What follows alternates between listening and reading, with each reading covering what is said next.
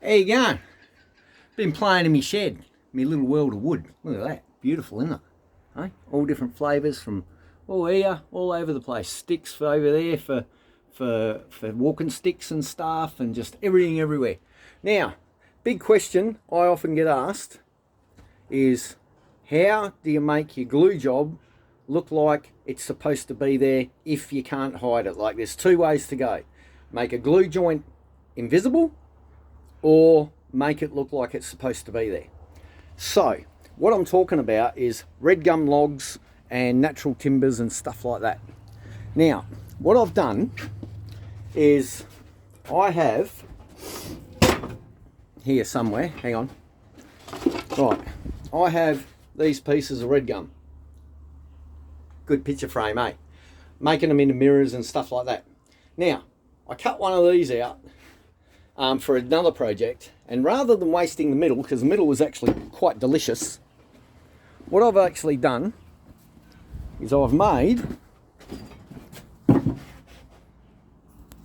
get the camera right here, made this beautiful little stool, right? Red gum. Beautiful. I've got all my resin in here, and that colour will come through as I polish it. Now, what I've noticed is in it, there's a couple of fine cracks, and we're going to fix them up. Now, because I've done all my resining and I don't need to do too much more, I've got myself some high quality woodworking glue. Now, I'm going to try and put the camera here on my bench where you can see what I'm doing. Alright. Whoop. Hang on, just knocked something over. Right, so what I've done is in this here little piece of wood, it had red gum. There's all the gum. It's all little crumbs like that. Right? So what you do is you put a little bit in your mortar and pestle. And what you do is you give it a little heave-ho here, like this. Right, make sure it's pretty nicely, the finer you make it, the more less trouble you're going to have when you're trying to do your final fine sands, because you don't want air bubbles and crap like that in it, right? So, super fine powder, really nice. So what you do is you carefully put a measurement in, something like that, right? Very carefully measured, right? A bit more, right?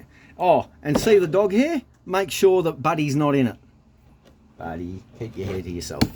Right, then what you do is you hunt around the place and try and look for anything you can. And in this case, you get yourself a little glue stick. Oh, okay. Maybe not that big. Maybe get something like you know, when you go to the restaurant, you have a kebab. Well, after you finish picking your teeth, you keep your little glue stick. Very handy little implement, these. So what you do, this is a good advice, right? Where it's good advice. And you just mix it in like that and just stir it in. And what you want to do is you want to get the colour consistent through the mixture of the glue. Does two things. One, glue shrinks. No matter what it is, no matter who says what, I tell you right now, I've used 30 different types of glue. They all shrink. Oh, except one. Another story, another time. Anyway, so unless you got $1 million for that one special glue, they all shrink.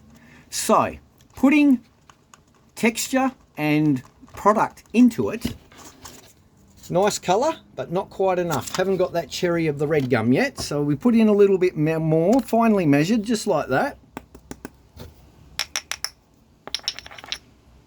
All right. Stir that in. And the fact that you're putting a grain into it, a product, you know, it's not just water and thin air, it becomes a gluggy, fairly goopy paste.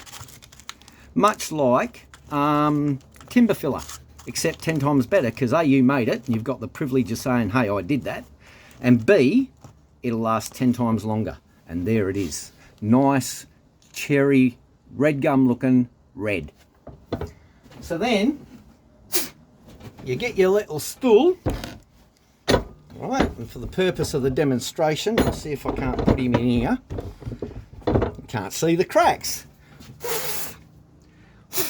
Right, so we got a fine crack down through here. Right, so all you do is knock some of that off your stick because you don't need that much. And all you do is push it and push it and push it and push it and keep pushing it. Pick your little bit up and you just keep pushing it into the crack like that. And as you can see, it's the exact colour of the natural gum. And why is that? Because it is the natural gum. It came from there, it's going back there, just in a slightly different form.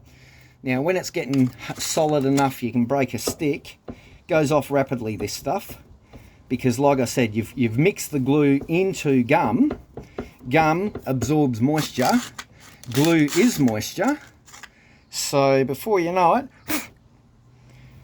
right, and if you can always, you've got to sand it again anyway, so just go around anywhere that might look, like there's a fraction of a hole or something. Right, there's a something there, and that's a fraction of a hole there. Sometimes I even get real messy and just use my fingers because you can really push it in. Now around here where we got some gum vein, right, there's a few little holes, and because it's a little stool you don't want to be catching your legs on it, that'd be shit, wouldn't it? And when you finish it looks like you've painted it, but you haven't. Right.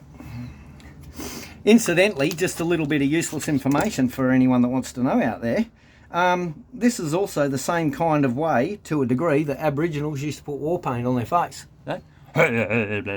And Indians and many others, they used gum sap and many other things, but gum sap was one thing that they used. So that's all glued up. I'm going to go and chuck this in the just over there in the shade, so it's got some warmth but no sun directly on it, because that'll pick up your grain and make a mess. Picking up grain means all the grain stands up and you end up like a porcupine. So until next time, catch you later.